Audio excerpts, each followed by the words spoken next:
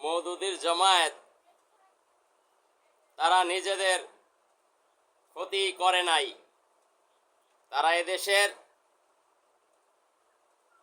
আলেম ওলামাদের ক্ষতি করেছে। কে মওদুদির জামায়াত, কে ইসলামী আন্দোলন বাংলাদেশ, কে খেলাফত আন্দোলন, কে খেলাফত মজলিস, কে জমিয়ত, এগুলো কিন্তু এদেশের মানুষ বোঝে না। দাড়িওয়ালা টুপিওয়ালা দেখলেই মনে করে সবাই এক, কিন্তু দাড়িওয়ালা টুপিওয়ালাদের ভিতরেও তো বিভিন্ন দল রয়েছে, তারা এক এক জনে এক এক দলকে সাপোর্ট করে। এই মওদুদির ইসলাম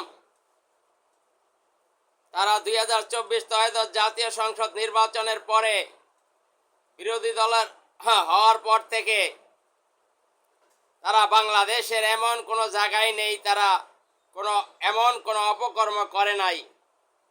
তাদের এই অপকর্ম এদেশের দাড়িওয়ালা টুপিওয়ালাদেরকে অপমান অপদস্থ করা হয়েছে। সাধারণ মানুষ দাড়িওয়ালা টুপিওয়ালাদেরকে দেখলেই মনে করে জামায়াত। জামায়াত শুধু নিজেদেরকে ধ্বংস করে নাই, তারা ইসলাম দেশ ও মানবতাকে তারা বিলীন করে দিয়েছে, ধ্বংস করে দিয়েছে। এর জন্য এই মওদুদির ইসলাম দায়ী। তারা নামের সাথে ইসলাম লাগিয়েছে, তাদের ভিতরে ইসলাম নেই। তারা এদেশের মানুষকে ধোঁকা দিয়েছে। মানুষ তো দাড়িওয়ালা টুপিওয়ালা দেখলেই মনে হয় জামায়াত। আসলে তো সবাই জামায়াত করে না। এই জামায়াত বিশ্ব মুসলমানদের কলঙ্কিত করেছে।